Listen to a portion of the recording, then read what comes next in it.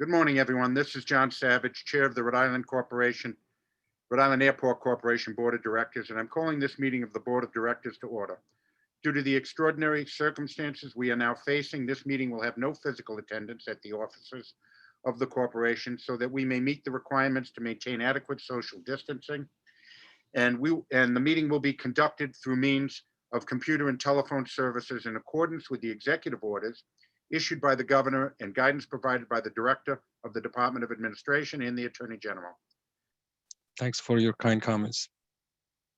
Great. Mr. Ahmed, that concludes your presentation. Yes, sir. Great. We'll move on then to the action items. First item is action item 4A. I will be recusing for 4A. I will return for 4B. And with that, Vice Chair Trafficante, would you take over for action item A, please? Thank you, John.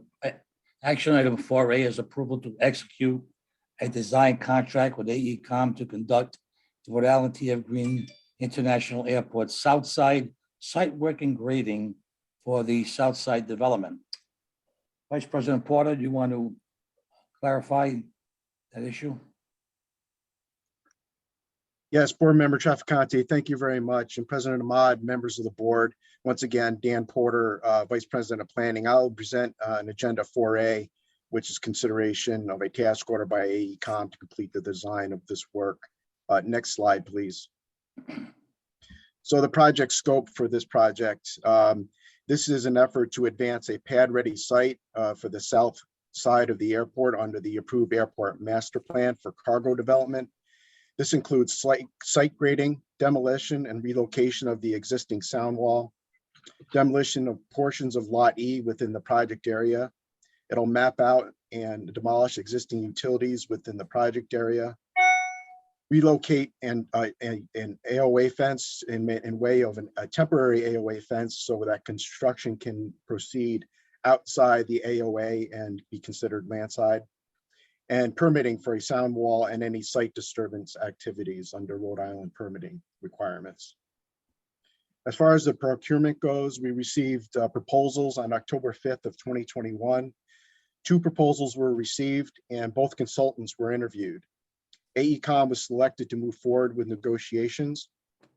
And before you today, we have a fee of not to exceed of $875,000, and this will be pending an independent fee estimate and FAA approval. We will be submitting an FAA AIP grant application on April 11th of 2022, and final design is expected in December of 2022. Our recommendation is to proceed with AECom to perform this work. And as far as funding goes, we expect 30% FAA eligible portion and 70% local. But we are under that 70% local, we are looking for reimbursement under the bipartisan infrastructure bill, Senator Reed's office on earmarks, and also state funding opportunities such as the Rhode Island Ready program. So we continue to work with our financial department and the FAA for decreasing the local share. Next slide, please.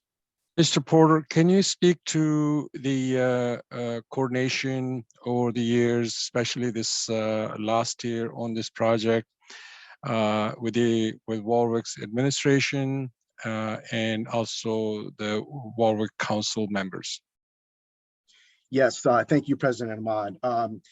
Well, first of all, under the airport master plan, there was the city of Warwick was part of our technical advisement committee. So under the master plan, we formed a committee and representatives of the city of Warwick were on that committee, and we met 3 or 4 times to talk about various alternatives. So through the airport master planning process, the city of Warwick was very much informed and part of that process.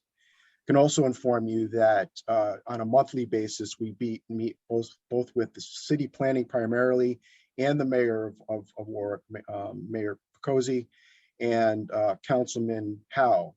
Councilman Howe is the councilman for Ward 3. So through those meetings, we have ongoing discussions, and this particular area of development is a topic of conversation. They are encouraged by the economic development opportunities related to this development, but they are also sensitive to the land use related to residential land use surrounding and abutting that area.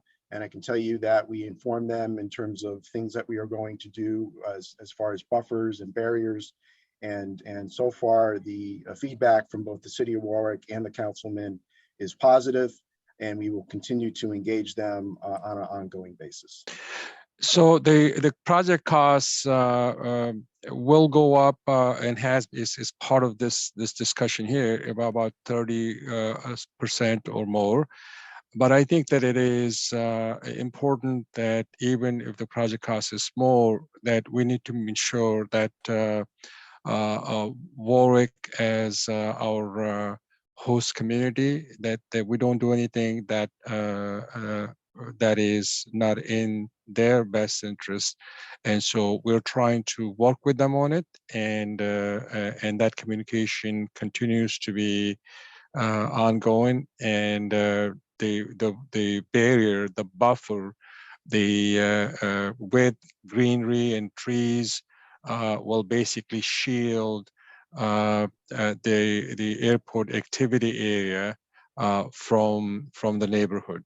And so it will cost probably 2 million plus to add that to the project, but I think it's important.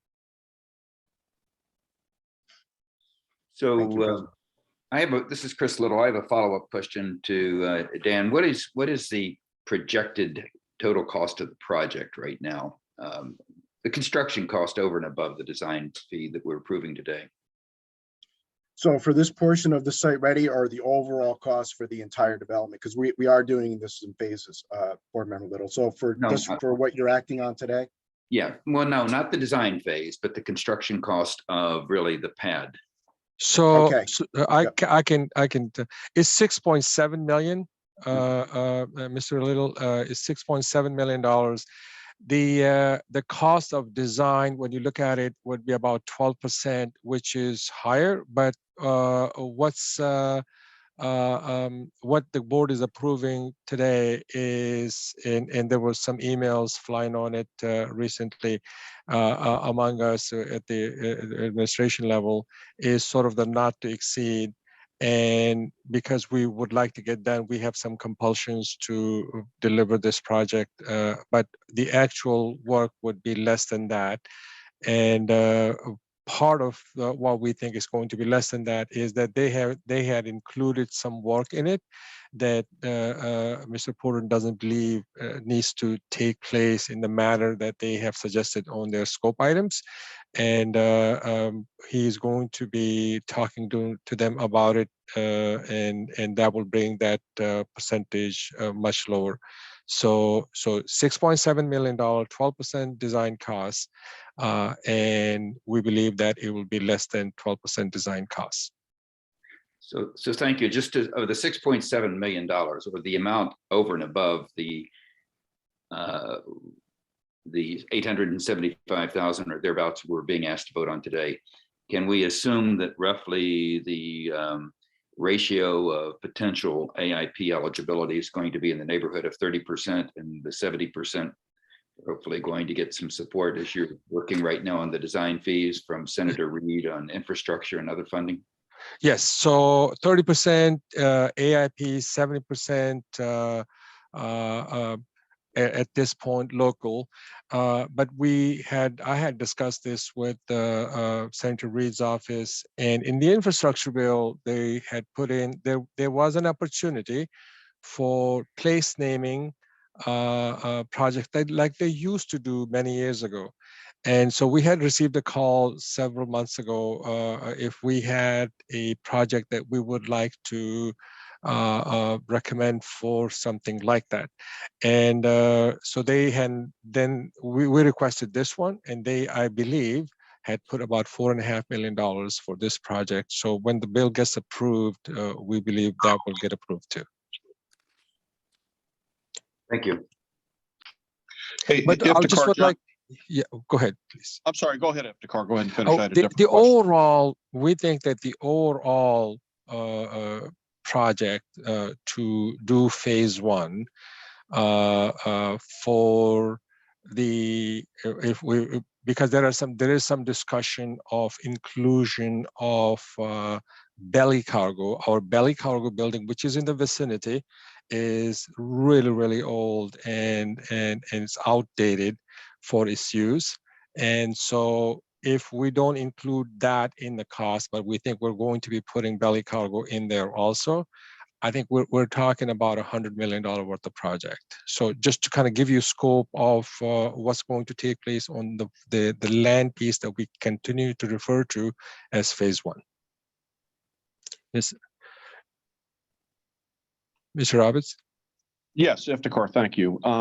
So I guess, I know we have talked about this, this cargo opportunity, and I'm very supportive of this, the goal of going after this. I guess I'm wondering if at a future board meeting, once we have the study complete, if we could just get an overview of what the end state vision is with what this could be. And I know there's no guarantees we'll ever get to the end state, but what this end state could be. And I then know we're doing it in phases, but there may be, because we're doing it in phases, I have a concern that other opportunities could come up that, we could potentially approve that could get in the way of us accomplishing that in-state vision. So I just would like to holistically step back and take a look at that, when the team is ready to present it, just so as we're considering other opportunities, we understand the implication that that those opportunities could have on the ultimate goal here. We have, we're planning we have discussed this before, even before you were on board, Mr. Roberts, the overall where we were going to go with this. But there is going to be an opportunity here soon where we're going to do this again. And so just give us a little bit of time, and then we will be able to discuss that with you. Thank you.